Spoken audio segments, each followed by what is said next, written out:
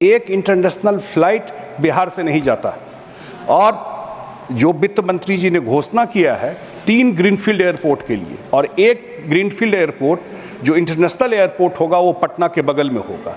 वो एयरपोर्ट बनने से निश्चित रूप से इंटरनेशनल फ्लाइट भी बिहार से जाना शुरू हो जाएगा। हम लोग जिस एरिया से आते हैं अध्यक्ष महोदय, मिथिला एरिया है, वो हर एक साल फ्लड देखते रहे। इनहेरिट किए हम लोग कांग्रेस और आरजेडी से। ये भी ध्यान रखना चाहिए कि हम लोग शुरू कहाँ से किए थे, हम लोगों को क्या मिला था बिहार में जब हम लोग सरकार में आए और कहाँ से कहाँ हम लोग ट्रैवल किए। वहाँ जाकर के मखाना बोर्ड बनेगा जिससे कम से कम उसके पैकेजिंग में उपजा वहाँ होता था, पैकेजिंग जाके बेंगलोर में होता था, अब वहाँ पर पैकेजिंग होगा, मार्केट लिंकेज होगा। सभापति महोदय, मैं धन्यवाद देता हूँ आपको कि इस बजट पे मुझे बोलने का मौका दिया। मैं सिर्फ 2-3 विषय आपके सामने रखना चाहता हूँ। एक तो आदरणीय वित्त मंत्री जी ने जो कर में छूट दिया उससे निश्चित रूप से 1,75,000 करदाताओं को फ़ायदा होगा और 1 लाख करोड़ रुपया उन्होंने छोड़ा है जो लोगों की बचत होगी। और हमारे एक साथी यहाँ अच्छा बोल रहे थे कि ये अपेक्षा करते हुए कि कंजम्पशन में, सेविंग में, इन्वेस्टमेंट में ये काम आएगा कि मार्केट में वो पैसा जाए लोगों को और फिर वो चेन डेवलप होता है। जब आप जाके पैसा खर्चा करते हैं तो प्रोडक्टिविटी भी होगा, मैन्युफैक्चरिंग भी होगा, मार्केट भी चलेगा, तो वो यहीं पे खर्चा करें, ये अपेक्षा ज़रूर किया होगा। उसी तरह हम देख रहे थे कि TDS, TCS आजकल हम लोग देखते हैं जो इनकम टैक्स रिटर्न है वो 1 दिन में 2 दिन में आ जाता है, 48 घंटे में आ जाता है, फेसलेस कर दिया है, टेक्नोलॉजी को यूज किया है। तो इन सब चीज़ों से काफ़ी परिस्थिति बदली है। एक क्षेत्र जो हमारे मांझी जी बैठे हुए हैं, इनका MSME में भी बहुत सारे इश्यूज को एड्रेस किया गया है, जिसमें credit access, regulatory simplification, physical and digital infrastructure पर सुधार के लिए काम किया गया है और देश मैन्युफैक्चरिंग हब बने, ग्लोबल मैन्युफैक्चरिंग हब बने, उस पर काम किया गया। एक जो बहुत महत्वपूर्ण बात बजट में है वो दलहन में आत्मनिर्भरता के लिए 6 साल का मिशन लॉन्च किया गया और अगले 4 साल तक किसानों से दलहन की केंद्रीय खरीद की जाएगी। बिहार जैसे प्रदेश में जहां मौकामा टाल वगैरह में दलहन की खेती होती है, निश्चित रूप से ये दलहन के उत्पादन बढ़ने से इसका एक लाभ मिलेगा। एक और जो एग्रीकल्चर सेक्टर में किया गया कि जो 100 लो प्रोडक्टिविटी वाले ज़िला है उसको एडॉप्ट करने का किया गया है, जहां उपज कम होता है, 100 डिस्ट्रिक्ट जो है कि वहाँ क्रॉप डाइवर्सिफिकेशन करके चीज़ों वहाँ प्रोडक्शन बढ़ाने का 100 जिला को चुन करके किया गया है। उसी तरह किसान क्रेडिट कार्ड के लिए 3 लाख से बढ़ाकर 5 लाख किया गया। PM स्वनिधि योजना का नवीकरण, जिसमें कि स्ट्रीट वेंडर्स को 30,000 की सीमा से UPI लिंक्ड क्रेडिट कार्ड और बैंक लोन मिलेगा। जो जिग वर्कर्स हैं, जो ऊबर, ओला, जोमेटो इस सब में काम करते हैं, उनके लिए उनको आयुष्मान, करीब 1 करोड़ उनकी संख्या है, आयुष्मान भारत के तहत और हेल्थ इंश्योरेंस के तहत अन्य सामाजिक सुरक्षा योजनाओं का लाभ मिले, इसका इस बजट में किया गया है।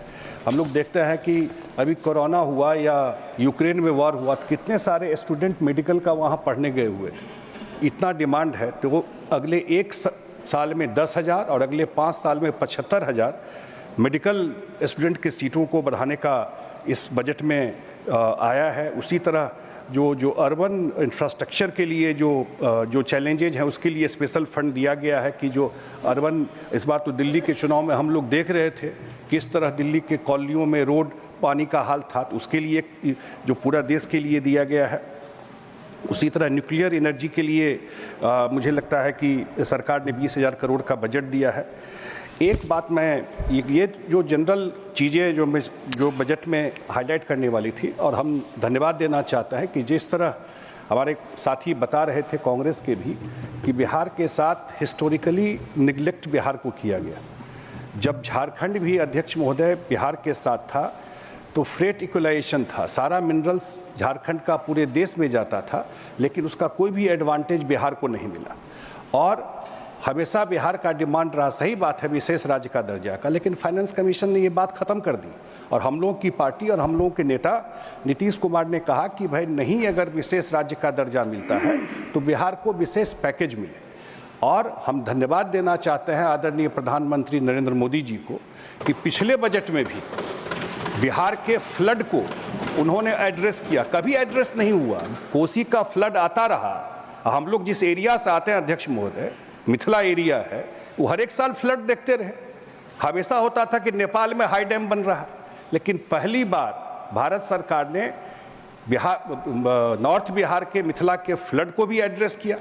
पहली बार जो मखाना की चर्चा आजकल दुनिया में हो रही है, ये मखाना तो प्रोडक्शन हमेशा से होता रहा, लेकिन अब वहाँ जा कर के मखाना बोर्ड बनेगा जिससे कम से कम उसके पैकेजिंग में उपजा वहाँ होता था, पैकेजिंग जाके बेंगलोर में होता था, अब वहाँ पर पैकेजिंग होगा, मार्केट लिंकेज होगा।